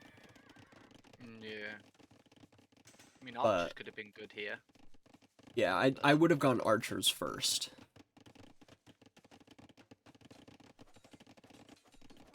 But red has abused the market to get up to Castle Age. I mean, it's gonna be up a lot later than blue. Yellow is fairly close. He just needs a bit more food in. Green can also get there if he gets more on gold or the only use the problem with what Green's doing is he hasn't. I mean, I don't know. I feel like the towers aren't really that much of a threat right now. Yeah, I mean, he has got the wood line control of that in the middle, but yeah, Green's too passive. yeah. He's made a couple spearmen and he's built some towers, but his towers aren't aggressive. With this amount of towers, you want them to be aggressive. If you're defending with towers, you want maybe 2 at the most.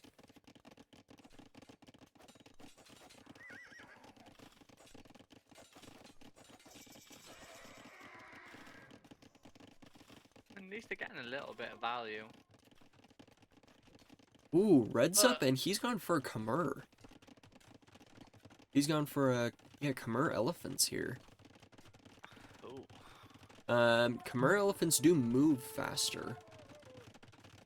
So they're not a bad unit on these small, close-together maps. Because I also put down a siege workshop to shoot down these towers. But Teuton towers are quite difficult to take out with FindingA of the sheer amount of arrows they shoot.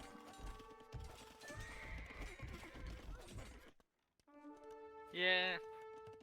One thing I didn't like from Blue is he got water, but he didn't take their docks out. You know? Yeah, he got War Galley, and he's got his fire ships sitting around, but Yellow is still making I would Navy, just like so... for him to go and find Yellow's docks and just try and take Yellow off of water because, I mean... Because if they take them docks out now, it's going to be much harder if they do make a push forward into their bases. It's going to be harder for Yellow and Red to kind of escape and, you know...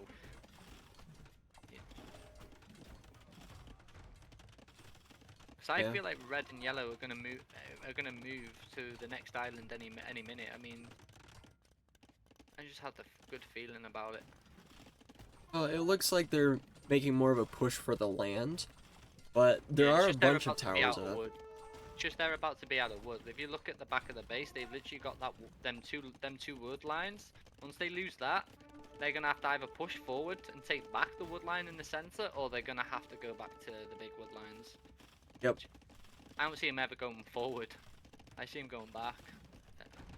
Now, wood is the main concern. My on, prediction for this game is the red. I'm it's not like a biased opinion or anything like that. It's just it's not like I want them to win. It's just I see red and yellow winning this game, just based off of how it's going. I feel like green over-invested into these towers and didn't get enough value out of it, and now he's behind because of that. And I think yellow and red are playing a solid. Blue's kind of, I would say, if anyone was keep green in the game right now, it would be blue, but we have seen it done. It's a nice demo on water from blue as well. Yeah, that was a crazy demo shot there. That was nice. And Yellow's look up, at he's top. getting War Galley, so he's upgrading these ships. Yeah, I feel like whoever moves to the back island first wins the game. And I don't know why I feel this. I feel like you get an eco established on that back island immediately. It's basically like it's not going to get touched much until they start landing.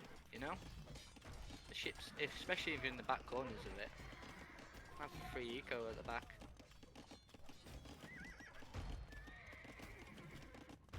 Yeah, this... Are you surprised though that nobody's moved to the back island yet? I you would would think wanna set up someone for would late have game. by now, but I think these players are unfamiliar with the map. I think what's gonna happen is they're gonna run out of wood and realize, oh, there's like no wood around here. We gotta move. Yeah, do you think so? Do they not even know that there's an island behind them? Does it not show you when you like join like a bit of the map? I mean, it shows Or you you- what the map looks like. So Yellow Yeah. knows. Blue has seen an island behind the other side, but hasn't seen it on his side. So Right. players might just not know. Potentially. But I would think they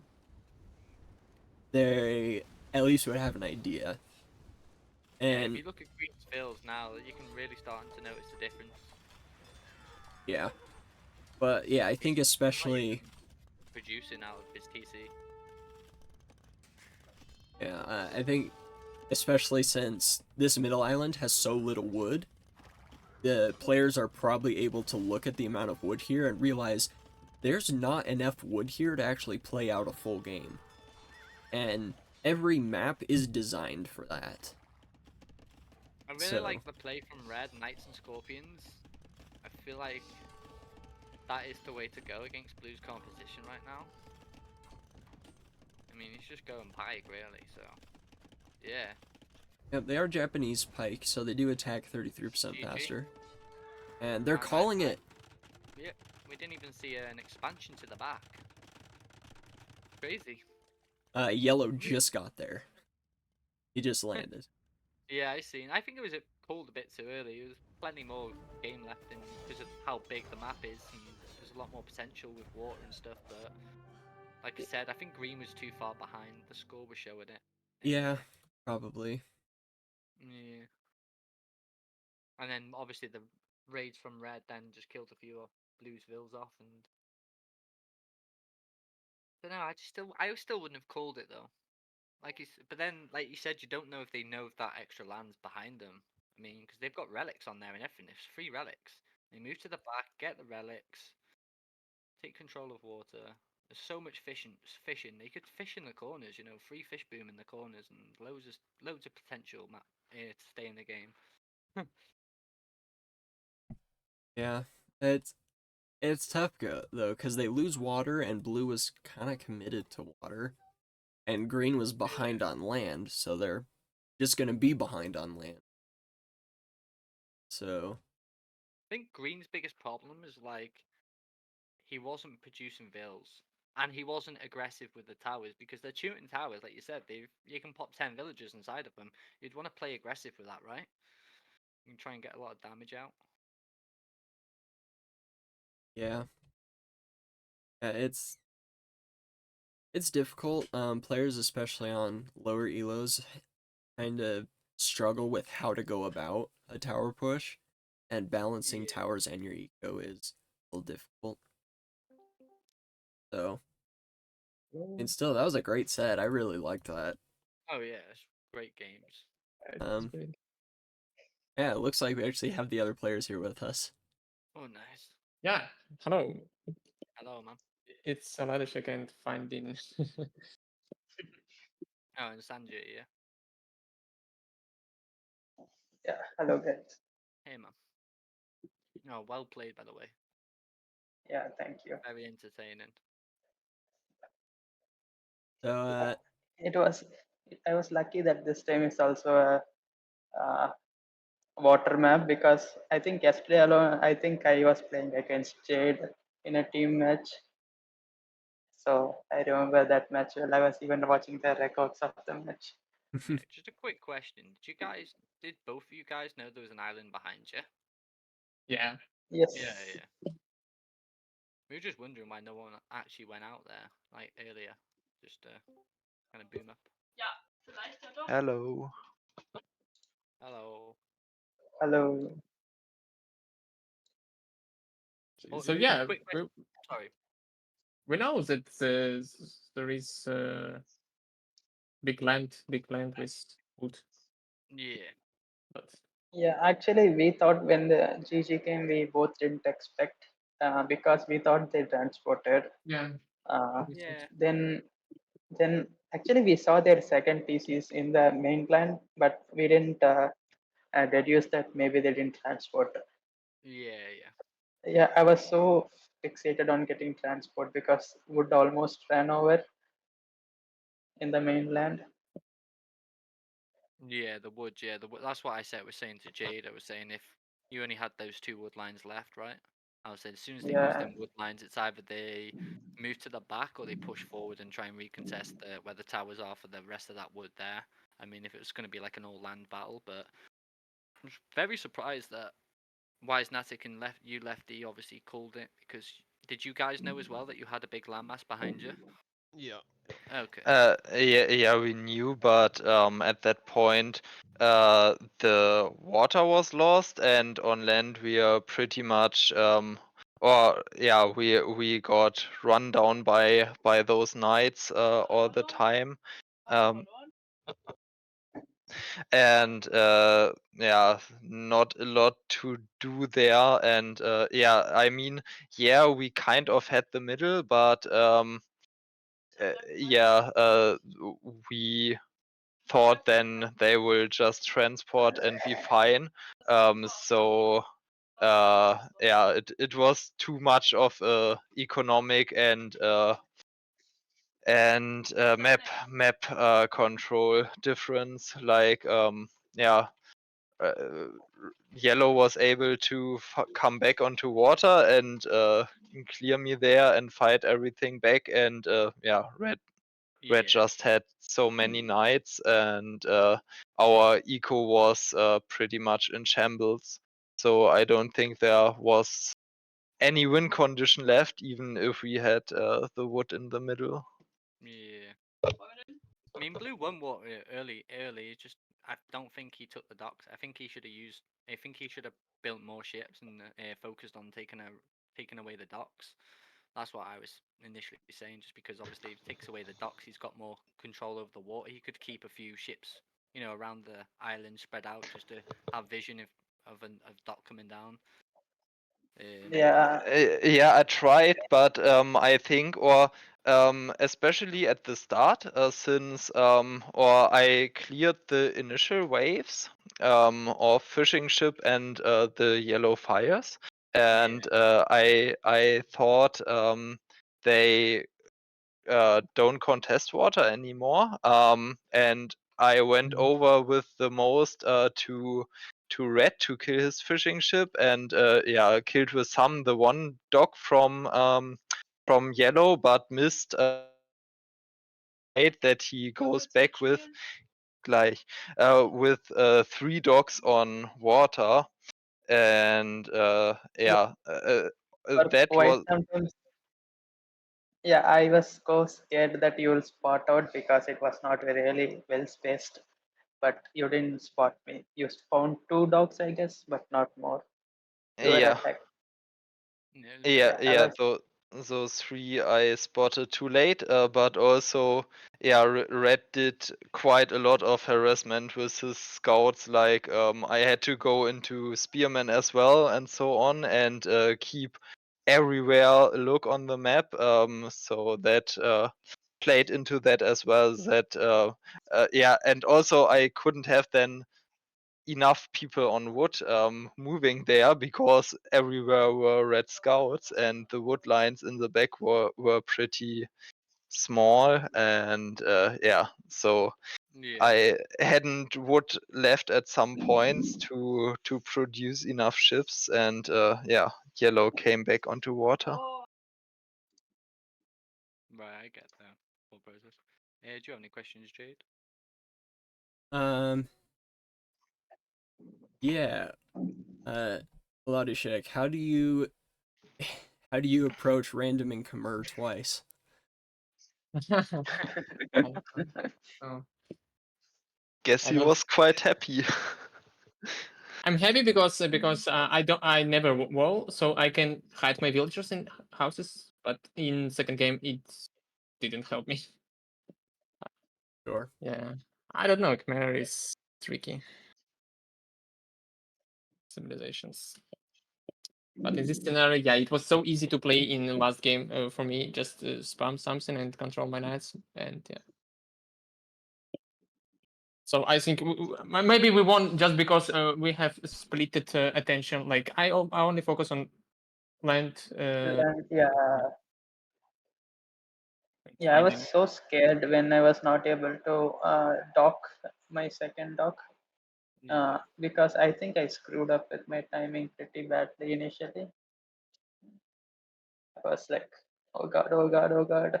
Then finally I got the training and like I invested more. And he's really good. Like he sends demo. Like I can't do that much. I had to Yeah. constantly queue villages and like Oladushek was like keep it in stackless form. Keep it in stackless form. You won't get hit. I was gonna say, Olad, in your second match here with the Khmer, obviously, what type of build order was that? 'Cause it's very tight. It reminded me of like a Tati rush, of like an all-in archers kind of campaign. No. Well, obviously it wasn't all in Second because you had. map? Ah, yeah, like Yeah. kinda. It is kinda Tato build, but I think it was good build because I managed to get fletching and armor Oh yeah, it was fast. very good. I was surprised as soon as we seen the blacksmith come down, I was surprised with you had the wood for that as well. Double range and then blacksmith right after. Yeah, I don't know how. I just random build. Yeah, it was nice. It was nice anyway. I might rub it off you. Yeah. But anyway, good matches, man. Yeah, that Thank you. Yeah. was an awesome set. Yeah. Second match, like I wasn't able to help Oladushek him that much because but I was losing things, and I think they boomed pretty well. Yeah, he was all in, but I was not able to do that much and do damage. I think that's why eventually they got more eco in the second game.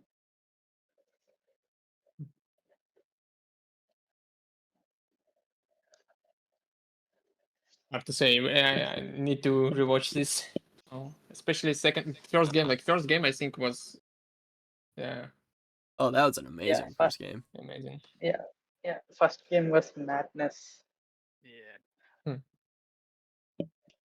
But Yeah, that was a great set to cast. I think there were some really good games on sets. And actually, the set went a whole lot longer than I expected it to. Indeed. Um, I actually need to run. I have my own tournament. Yeah, same. Yeah. No worries. I think we're gonna do a raid now anyway. So Yep. thank you for coming in, and Yeah. Congratulations on your win, guys. Thanks. yeah. Thank you. Good game. You GG's, played boy. really well. Yeah, it was hard to get win against you. It was not easy. We had to work really hard. Yeah. Yeah. Well then, see you. Have a nice day and goodbye. Alright, we'll Bye, see ya. thanks. Yeah. Thank you, guys.